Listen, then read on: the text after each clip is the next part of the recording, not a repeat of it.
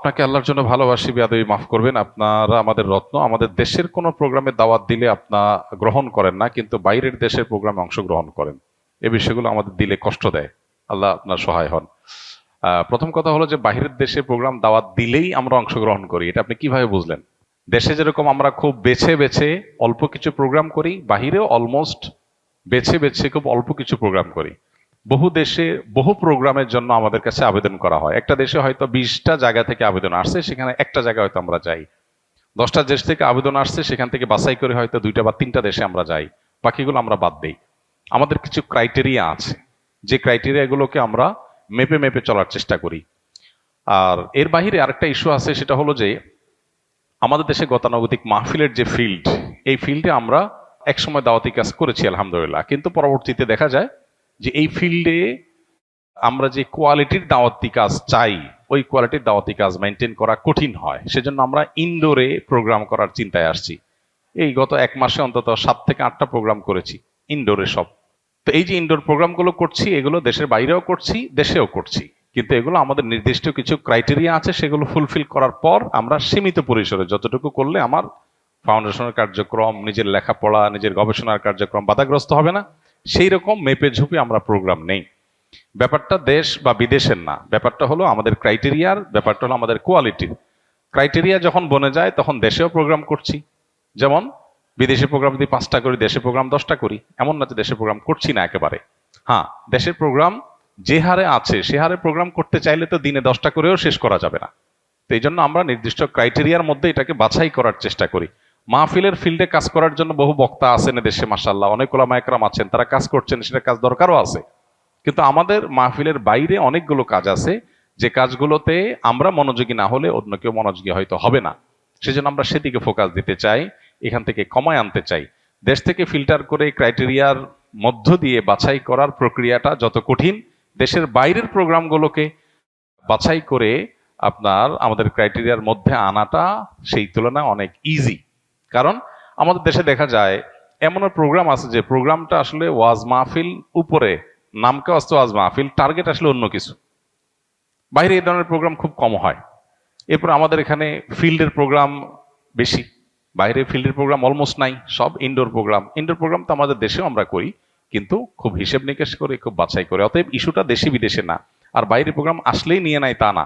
আপনি হয়তো 5টা প্রোগ্রাম দেখছেন ফেসবুকে, এই জন্য আপনি মনে করতেছেন সবগুলো নিয়ে নিচ্ছি, আরো 50টা বাদ দিয়ে যে 5টা নিচ্ছি, সেটা তো আপনি বুঝেন নাই। ঠিক একইভাবে দেশে আমরা হয়তো অল্প পরিসরে বিভিন্ন ইউনিভার্সিটিতে, বিভিন্ন শিক্ষা প্রতিষ্ঠানে, বিভিন্ন আপনার ক্রাইটেরিয়াতে কিছু প্রোগ্রাম আমরা করি। হ্যাঁ, গণহারে যে দাওয়াতি কাজ সেটা আমরা করি না। মাহফিলের ফিল্ডটাতে আমরা যাচ্ছি না। মাহফিলের ফিল্ডে আমরা আদৌ যাবো কিনা, গেলে কিভাবে যাব, সেটা অনেক হিসাব নিকাশের ব্যাপার। কারণ আমাদের একটা মাহফিল করার জন্য দেখা যায় যে পরিমাণ সময় নিয়ে আমরা যাই, যাওয়ার পর দেখা গেল যে যে উদ্দেশ্যে করা হয়েছে ডিসিপ্লিন মেনটেন নাই, অনেক অসুবিধা তৈরি হয়। এসব কারণে আমরা ফিল্ড থেকে সরে আসছি। তো মূলত আমরা দাওয়াতি কাজের জন্য আসুন্নাহ ফাউন্ডেশন একটা অডিটোরিয়াম করেছি, প্রায় 800-900 লোক ধারণ করবে। সারা বছর সেখানে দাওয়াতি কাজ চলবে ইনশাল্লাহ। আমরা বাহিরের দেশে, দেশের বাইরে সফরগুলো দিন যত যাবে আমরা সেগুলোকে কমিয়ে আনার চেষ্টা করব। এবং আমাদের যে নিজস্ব অডিটোরিয়াম, সেখানে আমরা বিভিন্ন পেশার মানুষের জন্য সারা বছর ব্যাপী আমরা ইনশাল্লাহ দাওয়াতি কাজ করব। কারণ বাহিরে 7 ঘন্টা 8 ঘন্টা সফর করে গিয়ে একটা প্রোগ্রাম করার পরে দেখা যায় যে প্রোগ্রামটা যারা আয়োজন করেছেন তাদের উদ্দেশ্য, তাদের পদ্ধতি, তাদের ডিসিপ্লিন, এগুলোতে প্রচুর পরিমাণ ত্রুটি ছিল, দেখা যায় আমার সময়টা নষ্ট হয়েছে। তো এটা যেন না হয় আমরা সে বিষয়ে বিশেষভাবে খেয়াল করছি। আপনাদের সহযোগিতা এর জন্য আমাদের দরকার। জাযাকুমুল্লাহ খাইর। আমি প্রতিদিনের আমল সমূহ জানতে চাই, প্রতিদিন বার হিসাবে আলাদা কোনো আমল আছে কিনা। ভাইরা আমার, প্রাত্যহিক একজন মুসলমানের সবচেয়ে বড় আমল হলো 5 ওয়াক্ত নামাজ পড়া। পুরুষ জামাতের সাথে, মহিলা নিজের ঘরে খুব ধীরস্থিরতার সাথে সুন্দরভাবে খুশুখুজুর সাথে নামাজটা পড়া। দ্বিতীয়ত হলো তার আয় উপার্জন হালাল করা, কোনো প্রকার হারামের ধারে কাছে না যাওয়া। যত কষ্ট হয় হোক, যত স্যাক্রিফাইস করা লাগে লাগুক, তারপরেও সে হালাল উপার্জন করবে, হারামের ধারে কাছে যাবে না।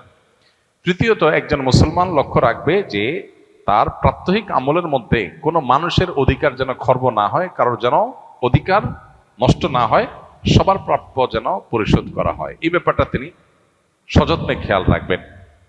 এর পাশাপাশি তিনি লক্ষ্য রাখবেন তার দ্বারা কোরআন হাদিসে যে সমস্ত নিষেধাজ্ঞা আছে, যেমন চোখের গুনাহ, মুখ দিয়ে মানুষের কষ্টের কারণ হওয়া, অন্তরে কার প্রতি হিংসা রাখা, আরো যত গুনাহ আছে এগুলো থেকে বেঁচে থাকা। এরপরে হলো নফল আমল। আমাদের দেশে সাধারণত মানুষ মনে করে নফল আমলটা সবচেয়ে গুরুত্বপূর্ণ। এই জন্য আমল বলতে মানুষ মনে করে যে ভাই সারাদিন সকালে কি আমল করব, দুপুরে কি আমল করব, সন্ধ্যায় কি আমল করব, কোন জিকির, কোন দোয়া পড়বো, কোনটা কতবার পড়বো, এগুলো নিয়ে আমাদের কৌতূহলের শেষ নাই। এটা ভালো, কিন্তু এর চাইতে হাজার গুণ বেশি গুরুত্বপূর্ণ হলো আমার দ্বারা কোনো গুনাহ হচ্ছে কিনা, কোনো অন্যায় হচ্ছে কিনা। আপনি কোনো কোরআন হাদিসের আলোকে কোনো ভায়োলেশন যদি না করেন, গুনাহ থেকে বাঁচেন, তাহলে আপনার নফল আমল, জিকির, তসবিহ এগুলো যদি কমও থাকে, আখিরাতে নাজাত পেয়ে যাবেন। আর জিকির, তসবিহ আমল দিয়ে ভরে ফেলছেন, কিন্তু আপনি গীবত করেন, আপনার অন্তরে হিংসা আছে, আপনার অন্তরে দুনিয়ার মোহ আছে, আপনি নামাজের ত্রুটি করেন, আপনার অন্যান্য ক্ষেত্রে হালাল হারাম বাজ বিচার নাই, আপনি পর্দার বিধান মানেন না, তাহলে সেক্ষেত্রে এই সমস্ত নফল আমলের কোনো মানে হতে পারে না। এই জন্য দৈনন্দিন আমল বলতে আমরা এই মৌলিক বিষয়গুলো, পাঁচ ওয়াক্ত নামাজ ঠিকঠাক মতো পড়া, হালাল হারাম উপার্জনের ক্ষেত্রে 100% মেনটেন করার চেষ্টা করা, এবং তার পাশাপাশি অন্য যে সমস্ত বান্দার হক আছে, মানুষের অধিকার আছে, আচরণগত সব বিষয়ে মানুষের অধিকারগুলো ঠিকঠাক দেওয়া, কারোর অধিকার নষ্ট না করা, আর জেনারেলি আল্লাহর সকল গুনাহ থেকে, সকল নিষিদ্ধ বিষয় থেকে বেঁচে থাকার চেষ্টা করা।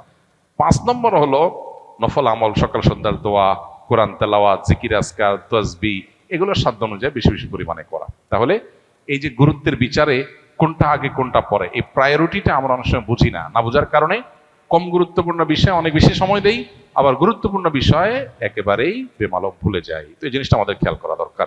মোহতারাম, আমি নাহওয়ে মির জামাতের একজন তালিবুল ইলম। আমার জানার বিষয় হলো জনকল্যাণমূলক কাজের সদিচ্ছা থেকে অনেকেই চায় আসন্না ফাউন্ডেশনের মতো প্রতিষ্ঠান প্রতিষ্ঠা করতে। এরূপ চায়, সামগ্রিকভাবে তার মধ্যে কি কি যোগ্যতা থাকা প্রয়োজন, এখন থেকে আমার কি কি ধরনের জীবন আদর্শ অনুসরণ করা উচিত।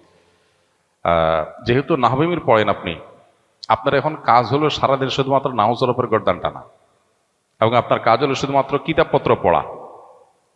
এই বয়সে আপনি সামাজিক কাজ করার জন্য কি কি পদক্ষেপ নিতে হবে এ বিষয়ে চিন্তা না করে আপনার এখন কাজ হলো পড়াশোনাকে ভালো একটা জায়গায় নিয়ে যাওয়া। মানুষ সময়ের কাজ সময় করতে না পারলে পরে আর সেটা করা যায় না। ভালো আলেম হওয়ার কাজটা করতে হয়। আমি আসন্না ফাউন্ডেশন করেছি, আলহামদুলিল্লাহ। আমি যখন নাহমির পড়েছি তখন শুধু পড়ালেখা করেছি, আর কিছু করিনি। অতএব আপনি আমাকে যদি ফলো করেন তাহলে আপনাকে পড়ালেখা করতে হয় মনোযোগ দিয়ে, বাস। এরপর সময় আসবে ইনশাআল্লাহ যখন আপনি এসব নিয়ে ভাববেন, কাজ করবেন। সময়ের আগে থেকে যদি মানুষ অনেক ভাবনার ভিতরে ডুবে যায়, তখন সেগুলো অনেক সময় শয়তান তাকে পথ থেকে সরানোর জন্য করে, নেক্সরতে ধোঁকা যেটাকে বলে। আপনার মধ্যে উম্মতের এমন ফিকির ঢুকাই দিল যে আপনার বেসিক যে কাজ সেগুলো করা হলো না, পরে উম্মতের জন্য আর কিছু করা হলো না, নিজেরটা আর করা হবে না। তো এই জন্য ছাত্র জীবনে বিশেষ করে এই পর্যায়ে যখন একবারে ফাউন্ডেশন তৈরি হবে, এই টাইমটাতে খুব ভালো করে মনোযোগ দিয়ে পড়ালেখা করতে হবে। এরপর ইনশাআল্লাহ একটা সময় যখন আল্লাহ তাআলা সুযোগ দিবেন এইসব নিয়ে কাজ করার, তখন যথেষ্ট শেখার সুযোগ আছে, ভাববার সুযোগ আছে, সেগুলো আমরা করব। আমরা সাধারণত সেবামূলক প্রতিষ্ঠান করার জন্য মনে করি টাকা পয়সা দরকার। সেবামূলক প্রতিষ্ঠান করার জন্য দরকার মানসিকতা, আন্তরিকতা, এখলাস এবং প্রচেষ্টা। এরপর টাকা পয়সা যখন যেটা দরকার হয়, আল্লাহ তাআলা যতটুকু ব্যবস্থা করবে আমি ততটুকু করব। ব্যবস্থা না করলে আল্লাহ তাআলা করবো না। টাকা পয়সার উপরে নির্ভর করে একজন মুসলমানের কোনো চ্যারিটি হতে পারে না।